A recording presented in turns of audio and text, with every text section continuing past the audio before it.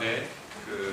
이제 막스 고민원의 첫 번째 세션, 감성의 혁명과 일상생활의 정치화. 예. 일단 사회를 맡은 송기태라고 합니다. 반갑습니다.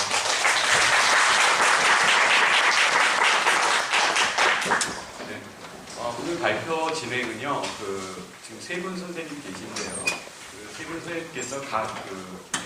일단 15분 발표하시고,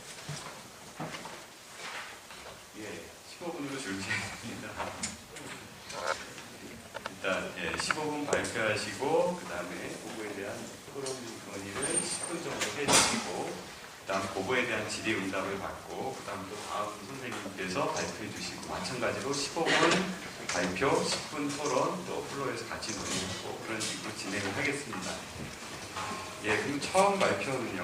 수요 넘어 N의 이진경 선생님께서 대중운동과 정치적 감수성의 몇 가지 체제라는 제목으로 발표를 해주시겠습니다. 네. 반갑습니다.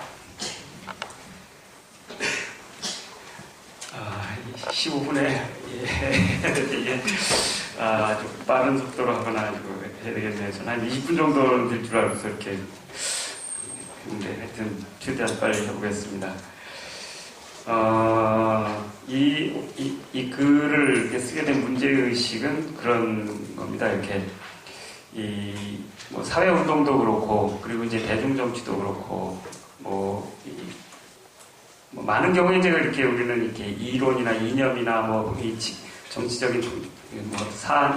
사안이나 이런 것들에 의해서 이렇게 결정된다고 생각을 하는데, 제가 이렇게 쭉 그래도 이렇게 좋든 싫든 그냥 아까 손철 선생님도 말씀하셨습니다만 저도 태어난 해 우연에 따라서 거기 이렇게 사회운동 속에 이렇게 휘말려 들어가면서 이렇게 살았는데 그러면서 쭉 이렇게 관찰을 해보면서 근자에 든 생각은 그런 것보다는 사실은 이제 운동이나 이런 것들의 어떤 활동에 이렇게 시위나 이런 것들에 사람들이 참여하는 것들은 1차적인 것은 많은 경우 감수성에 따른 감성적인 거 이런 것이 굉장히 큰 것 같다라는 생각을 하게 되는데, 그건 특히나 이제 이렇게 2000년대 이후의 이 대중운동, 특히 이제 촛불 집회나 전후한 시기의 대중운동하고 그 이전의 대중운동들이 굉장히 이렇게 다르다라는 느낌 같은 것들을 제가 이렇게 지울 수가 없었는데요. 그 차이가 대체 뭘까? 이런 생각 때문이었습니다. 심지어 이렇게 2000년대 이후에도 마르크스도 있고 또 하고 하기는 하지만 그런 이론이나 이념에서는 굉장히 비슷해도 실제로는 이렇게 행동하는 양상들은 굉장히 이렇게 다르다는 겁니다. 이제 그 차이가 저는 어떻게 보면 굉장히 이렇게 감성의 차원 혹은 이제 감수성의 차원에 있는 이런 것이 아닌가라고 이제 생각이 들고, 그리고 그런 감수성의 차이라고 하는 것이 어떻게 보면은 이제 이렇게 70년대, 80년대식으로 이렇게 하던 운동의 감각을 가진 분들하고 2000년대 이후에 이 대중운동에 참여한 분들의 이렇게 감각의 차이 같은 게 컸고, 그런 것이 이제 서로가 뭔가를 같이 하거나 하는데 굉장히 어렵게 만들고 있는 것은 아닌가. 그래서 이제 그런 감각의 차이, 감수성의 차이라고 하는 것들을 이렇게 중요하게 고려하지 않는다 그러면은 사실은 80년대식의 운동이라는 것들은 어쩌면은 미래가 없는 건 아닌가 하는 이런 약간의 위기감 같은 것도 이렇게 한편에 있기도 하고, 또 다른 한편에서는 2000년대 이후에 그런 대중운동이라고 하는 것이 보여주는 어떻게 보면 굉장히 이렇게 즐기는 양상이거나 아니면 굉장히 분산적인 양상으로 되는데, 그런 것들이 어떻게 하면 이렇게 또 다른 한편에서는 이렇게 뭔가 운동은 이제 대결을 해야 되는데 그 대결에 필요한 힘 이런 것들 혹은 그런 집중력 이런 것들을 가질 수 있을까, 이런 문제의식에서 이제 시작했다라고 이해를 해주시면 감사하겠습니다. 일단 이렇게 앞에 감수성 이런 얘기는 이렇게 써놨는데 그건 이제 이렇게 그냥 시간이 많지 않으니까 그걸 일단 넘어가기로 하고요. 그래서 일단 그런 감수성이라고 하는 게 이렇게 사회적으로 공유되고 있다라는 거고, 그런 점에서 이렇게 시대에 따라 사회적 조건에 따라서 상이한 종류의 감수성의 유형 혹은 감수성의 체제라고 하는 것이 있는 게 아닌가라고 하는 그런 얘기를 이제 앞에 이렇게 적었던 겁니다. 그랬을 때 이제 저는 제가 경험한 한에서 얘기를 할 수밖에 없는데 80년대 혹은 이제 70년대도 연속적이라고 생각이 되는데 70년대, 80년대 정치의 주된 이 감수성의 체제라고 하는 것이 있었던 것 같은데, 그게 이제 저는 이제 그걸 숭고의 체제라고 하는, 숭고의 감수성 혹은 이제 숭고의 체제라고 이제 명명할 수 있지 않을까 생각을 하고, 그러면 80년대 그리고 이제 90년대 그것과 이렇게 나란히 혹은 약간 병치되기도 하면서 진행됐던 것이 이 재연의 정치라고 하는 것 혹은 재연의 체제라고 하는 것이 있지 않은가 하는 생각이고요. 그와 다르게 이제 그 87년 이후 이제 만들어진 이렇게 이 합법적인 정치 공간 그리고 이제 거기서 이제 그 선거를 중심으로 한 그런 제도와 결부되어 있는 것 이런 것들과 결부해서 이제 그 대의의 정치 혹은 대의적인 감수성 뭐 이런 것이 있지 않은가 하는 생각이고요. 그 다음에 이제 2000년 이후에 출현한 새로운 종류의 그 대중들의 경우는 이제 표현의 감수성, 표현적인 감수성 혹은 이제 표현의 정치라고 부르는 그런 상이한 감수성의 체제가 있다는 생각이고요. 이게 이제 시계열적으로 쭉 이렇게 진행되어 왔는데 사실 이거는 뭐 이렇게 역사적인 역사적으로 변화되는 것이라기보다는 상이한 종류의 유형들이 굉장히 이렇게 한국에서는 한 30년 사이에 진행되는 사이에 이렇게 그런 시대열적인 방식으로 이렇게 출현했던 것이라고 저는 이해를 하고 싶습니다. 가장 먼저 이제 이렇게 이 숭고의 정치는 뭐 잘 아시겠지만 사실 한국에서 이렇게 본격적으로 이제 사회운동이 시작된 거는 이제 전태일이 이제 분실한 그 사건 이후였을 텐데요. 물론 이제 그 분실한 사건 직후에는 뭐 이렇게 아는 사람도 별로 없었습니다만 그럼에도 불구하고 어쨌든 70년대 심지어 80년대 어쩌면 지금까지도 이렇게 가장 근저에서 가장 큰 영향을 미치는 사건 중에 하나가 전태일의 분신이었다고 생각이 됩니다. 그런데 이제 이 전태일의 분신과 저는 이제 그리고 이제 이때 이제 전태일의 분신은 그러니까 죽음을 통해서 이렇게 죽음이 아니고서는 사람들한테 이렇게 말을 할 수도 없는 그런 상황, 죽음이 아니고서는 보여지지 않는 그런 상황, 이런 것들을 이제 가시화하는 그런 사건이었다라고 이제 생각이 드는데, 이렇게 되면서 이 사건 이후에 이제 많은 사람들이 이제 그렇게 이 노동자의 고통, 민중의 고통, 이런 것들에 대해서 이제 이해하고 알아야 된다라고 하면서 그런 어떻게 보면 굉장히 이렇게 강박적이기도 했던 그런 문제의식 속에서 이제 현장으로, 공장으로 이렇게 많이 들어갔다고 이제 알고 있습니다. 이 경우에 이제 이렇게 노동자나 민중은 그들의 삶의 고통이라고 하는 것은 이제 운동을 하겠다는 의지를 가진 지식인이나 아니면은 어쨌든 이제 그 공장이나 이런 데서 일하지 않는 사람으로서는 도달할 수 없는 어떤 무한의 거리에 있는 것이었습니다. 그것은 이제 죽음을 통해서 이렇게 환기되는 삶이고 그런 삶의 고통이었기 때문에 죽음이라는 불가능한 체험이 아니고서는 도달할 수 없는 무한의 거리 저편에 있는 것이었고 그래서 올바른 삶, 진지한 삶이란 그 거리를 넘어서 아마도 이렇게 도달할 수 없을 그곳을 향해서 나아가는 그런 것이었을 거라고 생각이 됩니다.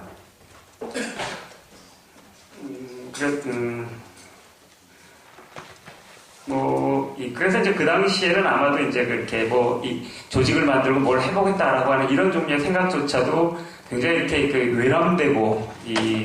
건방진 것, 이런 식으로 이렇게 비난하는 그런 종류의 생각들이 강했던 것 같고, 이제 그런 점에서 보면 사실은 이렇게 민중이라는 것은 어떻게 보면 일종의 도달할 수 없는 거리 저편에서 우리를 이렇게 부르는 어떤 신과 같은 위치, 레비나스 같은 사람이면 이제 무한자로서의 타자, 이런 식으로 명명했을 것 같기도 합니다만, 레비나스는 그걸 신이라고까지 이제 부르지요. 그리고 이제 80년대 들어오면서도 80년에 이제 광주 사태 혹은 광주 항쟁 명칭이 여러 가지로 엇갈립니다만 저는 그냥 제가 익숙한 대로 광주 사태나 광주 항쟁이라고 이제 부르려고 하는데요. 어쨌든 이제 그 경우에도 또 이렇게 수많은 사람들이 이제 죽었지요. 그리고 이쪽 독재 정권과 이렇게 싸우면서 이제 죽었고 그래서 이제 그렇게 많은 사람들이 죽은 사건 혹은 심지어 죽음이 있을 거라는 걸 뻔히 알면서도 도청으로 들어갔던 그 사람들의 의지와 열정, 혹은 이제 이런 것들 또한 이제 그렇게 사람들을 강하게 촉발하는 거였는데 그것도 마찬가지죠. 죽음이라고 하는 것이 결부되어 있었을 때 그것은 어떤 식으로도 직접적으로 경험될 수 있는 것이 아니고 재현될 수 있는 것도 아니었기 때문에 경험할 수 없는 무한의 거리 저편에 있는 어떤 것이었던 걸 겁니다. 이제 그런 것이 이제 그렇게 보통 이제 숭고라고 하는 것. 그래서 어떻게 보면 이제 고전적인 비극이 그렇죠. 영웅이 그 뒤에 죽음이 기다리고 있을 뻔히 알면서도 갈 수밖에 없는 그런 것이 이제 그 영웅의 운명인 거고, 그 영웅은 그래서 그 죽음을 무릅쓰고 가고, 그래서 영웅은 죽고, 그 영웅의 죽음이 이제 어떤 후세, 그 뒤에 남은 사람들에게 어떤, 다운 표현해야겠지만 교훈, 혹은 이제 무언가를 하게 만드는 어떤 힘을 이렇게 갖는, 그 인력을 갖는 그런 것들이 되는 이런 그 구조가 이제 그 고전적인 비극의 구조인데, 이제 그런 영웅들에 대해서 느끼는 정서가 많은 경우 이제 숭고지요. 그런 이 고전적인 그 형식을, 그런 아주 전형적인 형식을 갖고 있었다고 생각이 됩니다. 이 숭고라고 하는 것을 이제 그 칸트는 이제 그 크기의 문제라고 이렇게 이 표상 불가능할 정도로 큰 어떤 크기, 이런 것 앞에서 느끼는 고통을 결부한 어떤 종류의 감정, 이런 것이라고 이제 정의를 한 적이 있습니다만, 사실 이제 이 크기라는 건 단순히 이렇게 수적인 크기만은 아닐 것입니다. 이렇게 표상 불가능한 어떤 것, 하지만 그렇게 표상하려고 애써야 하는, 하지만 그래도 결국 표상할 수 없는 어떤 것들, 그렇기 때문에 고통스럽지만 바로 그 힘 때문에 끊임없이 지금 현재 있는 위치를 계속 넘어서게 만드는 그 힘, 어떤 것, 이런 것이 이제 그 숭고라는 말로 명명된 어떤 대상일 텐데요. 이런 이 숭고의 힘을 가지고 있는 그 어떤 대상이 이제 이 운동의 이 근저에 이제 자리 잡고 있었다라는 점에서 이제 숭고의 감수성, 이런 것이 이제 이 지배적인 감수성이었다라고 생각이 들고, 물론 이제 이건 이렇게 대중이라고 해서 국민 대중, 일반 대중 이런 뜻은 아니고, 이제 운동을 하려고 하는 그런 사람들의 감수성이 이제 그런 것이었다라고 하는 그런 뜻입니다. 그래서 이제 어두워서 안 보이네요. 저기서 보이는데 어두워서 안 보이네요. 글씨를 짧게 프린트해봤더니 말이에요. 그래서 이제 숭고의 정치는 이 고통이나 억압의 크기가 표상 능력을 초과할 때 발생하는 감수성의 정치라고 할 수 있고, 이 크기는 아무리 다가가도 결코 축소될 수 없는 무한의 거리, 그것이 이제 이걸 이제 특징 지은다고 하겠습니다. 그래서 특이점은 이제 그 대중의 흐름을 당기는 그런 이 흡인 어트랙터를 가지고 있는 지점일 텐데,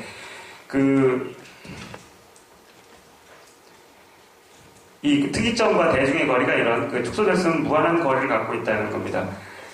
그리고 이제 이 무한의 거리가 자신의 한계와 이제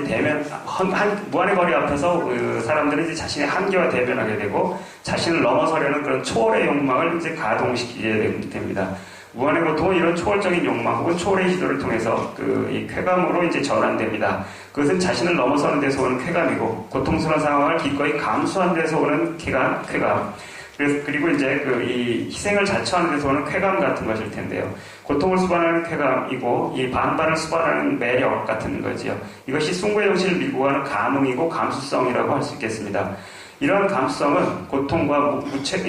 무력감을 수반하는 비장한 투쟁의 감정이고, 승리의 가능성이 전혀 보이지 않는데도 불구하고 싸우러 가는 영웅의 비극적 정서로 이제 표현이 됩니다. 그래서 이제 숭고의 정치에서 대중의 흐름은 하나의 방향을 취하는데, 어떤 점으로 귀속되지 이건 어떤 하나의 대상이 가시적이거나 이게 명시적이지 않기 때문에, 그리고 동일시할 수 있는 이런 대상도 아니죠. 전태일이든 광주시민이든 죽은 사람들에게 나를 동일시할 수는 없기 때문에 동일시할 수 있는 이런 대상은 아닙니다. 그런 점에서 이렇게 있어도 보이지 않는 그런 무한의 거리 저편에 있다라는 것이고요. 그다음에 이제 재현의 정치라고 부르는 것은 이제 저는 그래서 이 재현하고 대의를 이제 구별을 했는데, 이 숭고의 정치라고 하는 게 이제 사람들이 이제 동일시할 어떤 가시적인 대상을 갖지 않는다면은, 재현의 정치는 대중들의 욕망이나 희망을 표상하는 어떤 대상을 갖습니다. 그런 욕망과 희망이 집약되는 그런 특정한 대상인데, 이것이 이제 이렇게 자신을 동일시하게, 그 대상에 이제 동일시하게 되고, 그 대상을 통해서 자신의 욕망을 이렇게 실현하고자 하게 되면서, 이 대상이 그런 점에서 이 대중의 흐름이 쏠리게 되는 특권적인 특이점이 되게 됩니다. 그래서 이제 그것들 모두 이렇게 그리고 이제 이런 이 대중의 정치적인 소망이나 욕망이 어떤 특정 대상으로 집중될 때, 그 대상에 의해서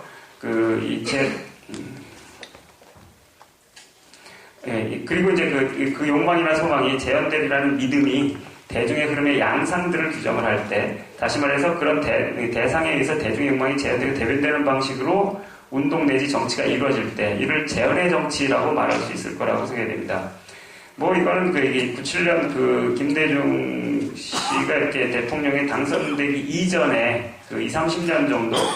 그리고 당선된 이후에도 이제 한동안 예를 들어 적어도 호남의 대중들에게서는 이제 그렇게 이 김대중 씨는 자신들이 겪어야 됐던 차별의 삶을 대변하는 인물이었고, 자신들이 갖고 있던 꿈과 희망 혹은 욕망을 정치적으로 대변하고 표상하는 특권적인 인물이었죠. 이런 의미에서 이제 그런 재현의 정치의 핵심적인 인물이었고, 이제 재현의 대상, 단순한 한 명의 정치인, 이들에게는 한 명의 정치인이 아닌 거죠. 그리고 이제 이 단순히 호남 지역만이 아니고, 사실 김대중 씨는 이제 70년대 이제 여러 가지 이렇게 거친 삶을 살았던 것 때문에, 운동하시는 분 일부 가운데에서도 그런 이렇게 단순한 한 사람이 정치인이 아닌 그런 이렇게 이 순환과 고통, 혹은 이제 민중의 고통, 이런 것들에 근접해 있던 분으로서 이제 표상을 했던 것 같고, 이런 것이 이제 이 대통령 선거가 나올 때마다 계속 이렇게 그분을 이렇게 지지하는 운동권 안에서 이렇게 흐름이 있었고, 비판적 지지가 언제나 있었고, 항상 그래서 그것이 이제 항상 문제가 됐던, 그래서 언제 이게 없어지나 생물학이 아니면 정리해줄 수가 없겠구나라고 하는 생각까지 이렇게 하게 됐던 그런 사안이었죠. 근데 이 재현의 정치라는 것은 사실 이 재현의 정치의 대상이라는 것은 어떤 한 인물로 이렇게 제한되지는 않습니다. 어떤 희망과 욕망이 이렇게 집중되는 그런 대상, 쏠리는 특권적인 대상이라면 다 이런 재현의 대상이 되게 되는데,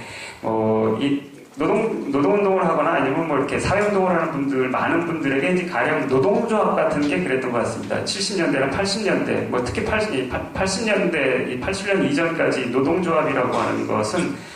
이 노동자들의 이익을 대변하고 그걸 가지고 교섭을 하는 그런 종류의 이 대변적인 어떤 단체, 대표자들의 단체, 이런 거라기보다는 이 자본가들에게 그냥 이렇게 착취당하고 지배받으면서 살지 않겠다는 그 의지를 표상하고, 그리고 이제 자신의 자립적인 의지를 가지고 해방된 세상을 만들겠다라고 하는 그 의지를 표상하는 그런 종류의 그런 것들을 하기 위해서는 반드시 있어야 되는 어떤 특권적인 중심 같은 것, 초점 같은 것이었다라고 얘기를 할 수 있겠습니다. 어떤 사람들한테는 이제 당이, 이 경우 이제 물론 이렇게 지하당이지요. 레닌주의적인 의미에서 당이 이제 그런 것이었을 수도 있었을 텐데, 이런 것도 이제 이런 재현의 감수성 속에서 이렇게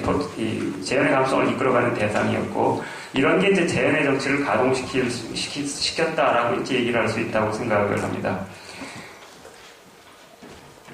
이런 재현의 정치라는 것은 이렇게 그런 이 대상을 통해서 욕망이나 희망을 이렇게 하나로 집중해서 가시화하고 그를 통해서 현실적인 돌파구를 찾습니다. 그래서 숭고의 정치가 갖는 힘이 도달할 수 없는 무한의 거리에서, 숭고의 정치라는 게 도달할 수 없는 무한의 거리에서 직접적으로 나온다면은, 재현의 정치가 갖는 힘은 모든 에너지와 욕망이 집중되는 초점을 통해 매개로 해서 나온다고 할 수 있겠습니다. 그것은 이제 방사의 과정을 통해서 대중의 욕망을 동일화하고, 이런 점에서 재현의 정치를 이렇게 명확하게 하나의 중심을 가지며 하나여야 한다라고 하는 일치 단결이라고 하는 것들을 이제 그거에 통상 이제 수반을 하게 되죠. 그리고 이제 이 대상과의 동일시를 통해서 무언가를 실현시키려고 하고, 이 대상은 가시적이고 동일시 대상이 되기 때문에 동일시 하려고 해야 되는 대상이 되고, 그런 점에서 초점으로서 이 재현의 대상하고 대중들 각각 사이에는 굉장히 거리가 있지만, 그 거리는 무화되는 방식으로, 사라지는 방식으로 이렇게 작동하는 그런 종류의 거리와 메커니즘, 이런 것을 작동시킨다라고 할 수 있겠습니다.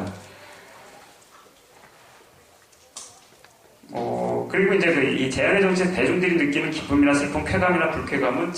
이 특권적인 대상을 매게 되기 때문에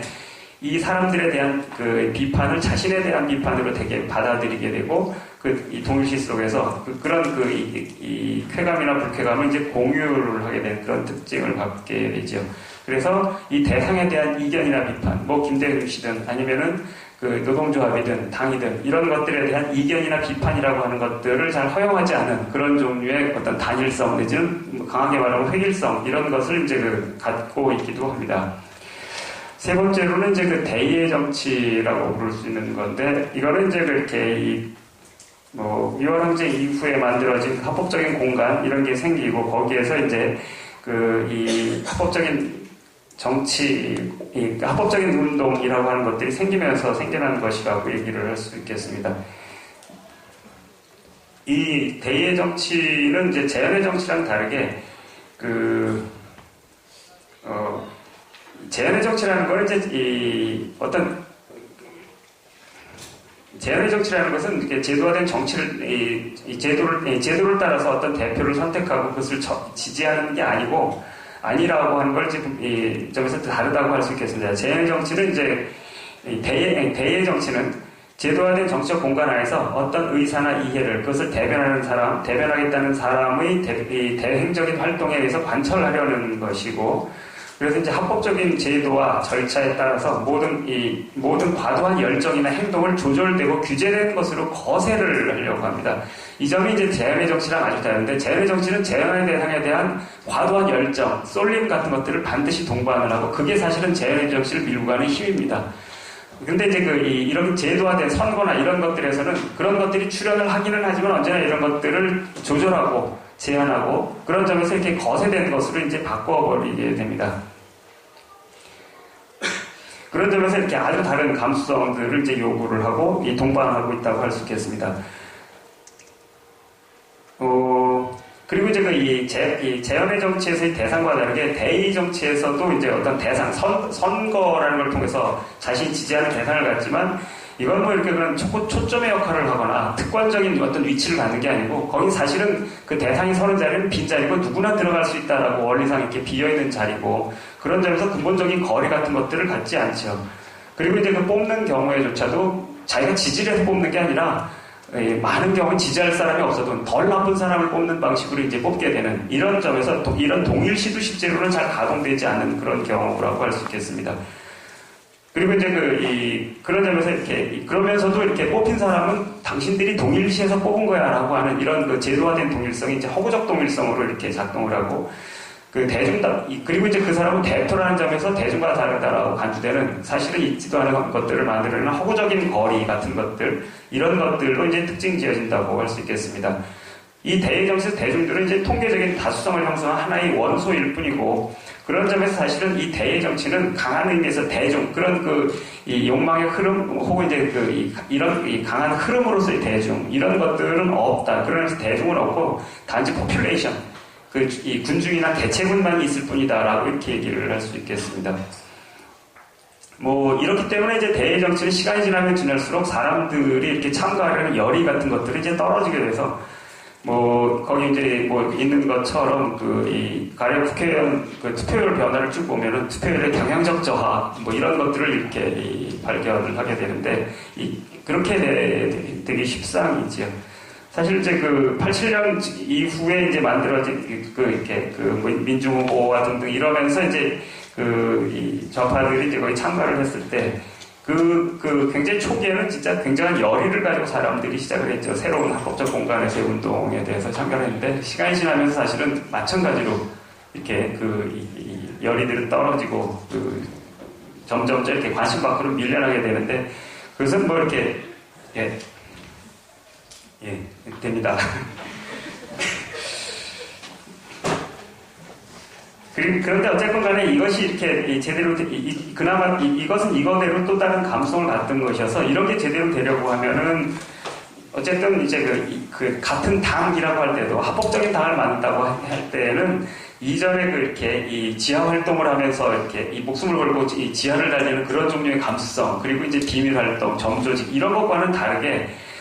이 자신의 생각을 이렇게 이 대의를 당당하게 펼치면서 이 사람들을 공개적으로 잡아끌 수 있는 그런 감수성, 그리고 이렇게 어떤 입장에 따라서 사람들을 강하게 가르는 것보다는 앵간한 차이는 다 이렇게 담아낼 수 있는 이런 종류의 포괄성, 이런 종류의 감수성이 필요한데, 사실 그런 감수성이라는 게 한꺼번에 생길 일은 없는 거고, 그런 활동을 하지 않았을 때 생길 수는 없는 거기 때문에, 그 감수성이 없는 상태에서 대의 정치로 갑자기 툭 넘어가는 바람에 이제 운동을 하시는 분들이 이런 그 대의 정치에 필요한 당을만서도 이제 그 안에서도 끊임없이 이렇게 그 이 정파별의 투쟁들이 아주 극심하게 벌어지고 혹은 이제 그 입장에 따라서 서로를 이렇게 입장에 따른 그 분할과 배제 이런 것들의 전술들이 이 대중들을 이렇게 더욱더 이제 멀어지게 만드는 그래서 이제 그 실제로는 운동하는 분들의 통합조차도 실제로 이루기 힘든 이런 결과로 비착되었던 게 아닌가 이렇게 생각이 듭니다.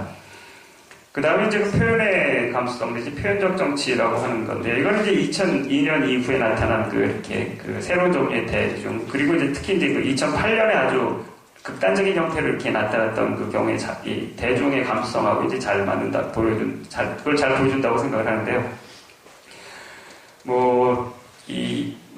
잘들 아시겠지만 2008년에 그런 이 촛불 시위 대중이라고 하는 것은 경찰하고 대치한 상황에서 즐겁고 유쾌한 감을 갖고 그 시위장을 축제적인 놀이로 만들어 버렸고 능동적으로 참여할 때도 어느 하나의 중심을 향해서 이렇게 몰려가기보다는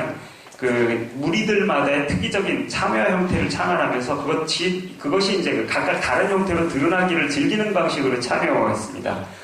그런 점에서 이렇게 숭고의 감수성과도 재현의 감수성, 이런 것과도 다른 감성을 갖고 있었고, 거기에 이제 더구나 이들은 이제 대의적인 정치에는 거의 관심이 없었지요. 그래서 이렇게 하고 나서 나중에 남은 게 하나도 없지 않냐라는 이런 비난까지 이렇게 나중에 들어야 됐던 이유도 이제 이런 것과 결부돼 있다고 생각이 됩니다. 근데 그런 게 이제 별로 중요하지 않은 그런 대중이었던 거죠. 그런 점에서 이러한 그 감수성이라고 하는 것은 어떤 주어진 사건이나 사안에서 자신들이 느끼는 감흥을 이제 나름의 표현적인 스타일로 창안해서 표출하려는 욕망, 이게 두드러진 대중이었고, 그래서 표현적인 호감에 따라서 어떤 대상에 끌리기도 하고 반대로 분노나 미움으로 이렇게 비판하면서 거리를 만들어내기도 했고요. 이런 점에서 이렇게 어떤 각자의 그 표현적인 특이성, 무리별의 그 표현적인 특이성 같은 것들을 이제 추구했다고 할 수 있습니다. 그래서 이 하나의 그 대중을, 전체 이렇게 거대 대중을 이룬 경우에도 그 안에서 이 집단별로 이렇게 양자화된다라고 해도 될 것 같은데, 무리짓게 되면서 이렇게 불연속성이 그 안에 사실은 이렇게 존재하는 어떤 흐름, 이런 것이 되게 됩니다. 이 경우에서는 이렇게 이 거리라고 하는 것이 이전에 숭고나 재현이나 이런 데서는 어쨌든 무화시켜야 될 거리였는데, 하나는 무화될 수 없고, 무화될 수 없는 거리였고, 하나는 무화되는 방식으로 작동했지만, 여기서는 일부러 이제 남들과 다른 거리를 만들어낸 방식으로 이렇게 작동하는 그런 거리화 메커니즘 같은 것들이 이 대중 안에는 작동하고 있었다고 생각이 됩니다. 그리고 이제 그 비장함의 감수성, 이런 것과는 다른 가변과 유쾌함, 이런 것들, 그래서 무관심의 관심, 목적 없는 한목적성이 훨씬 가까운, 그래서 이제 이 미적인 혹은 예술적인 성향의 사람들하고 굉장히 잘 맞아떨어지는 이런 종류의 대중이었던 셈입니다. 이런 그 상이한 이런 그 감수성, 이런 대중 정치라고 하는 것들을 이렇게 조금 이렇게 대비해서 얘기를 해보자면은, 숭고의 정치라고 하는 게 이제 이념과 결부해서 얘기를 하면, 숭고의 정치라는 것들은 표상될 수 없는 어떤 것을 향해서 이렇게 계속 자기의 한계를 넘어가도록 추동한다는 점에서, 이념이 이제 그런 식으로 작동한다는 점에서 이념의 초월적 사용이라고 칸트 용어를 패러디해서 얘기를 하면은, 이렇게 얘기할 수 있다면은, 재현의 정치는 선을 넘지 않는 방식으로 사용한다는 점에서 이념의 규제적 사용이라고 할 수 있을 거고, 대의 정치는 이제 제도화된 방식으로 이렇게 맞춰 사용한다는 점에서 이념의 제도적 사용, 표현의 정치는 이념의 유의적 사용이라고 이제 그렇게 대비할 수 있겠고, 프로이트식으로 말하면 이제 숭고의 정치가 타나토스에 의해서 추동된다 하면은, 재현의 정치는 대상적인 에로스에 의해서, 그리고 이제 대의 정치는 이 거세가 작동함에도 불구하고 거세를 부인하기 위해서 이렇게 제도화되고 사물화된 것들의 리비도를 추구하는 그런 패티시즘에 가깝다고 할 수 있겠고, 표현의 정치는 이제 이 남과 다른 자기 나름의 스타일에 대한 욕망이라는 점에서 나르시시즘적인 욕망에 가깝다고 이제 할 수 있을 것 같습니다. 이 표상하는 인물들도 조금 다른데 등등 이런 거, 여러 가지 구별된 형태들을 이제 거기 이렇게 적어놨으니까 참고를 하시면 되겠고. 근데 이제 이런 종류의 감수성들이 사실은 어느 하나에 딱딱 있는 게 아니고, 이행의 지대도 있고, 이렇게 섞이는 혼합의 지대, 이런 것도 있다는 겁니다. 예를 들어서, 노무현의 경우에는 표현적인 대중 감수성하고 재현적인 감수성, 이런 것들이 섞이면서 표현적인 대중들이 하나의 대상을 향해서 쭉 쏠려가면서 집중되면서 실제로 이제 그 어떤 가시적인 정치적 힘을 만들어냈던 그런 경우라고 얘기를 할 수도 있겠습니다. 뭐 이런 지금은 이제 어쨌든 이렇게 지금의 젊은 사람들의 감성은 뭐 짐작하다시피 이제 이 표현적인 감성이 지배적이다라고 말을 해야 할 것 같습니다. 그런데 이 표현적 감수성은 이제 분산적이고 각자의 거리를 만들려는 경향 때문에 어떤 집중의 힘이라든지 아니면 숭고의 정치가 갖는 이 초월의 힘, 넘어섬의 힘, 어떤 고통이나 장벽 같은 것들 넘어서는 힘, 이런 것들이 이제 약하다는 약점이 있습니다.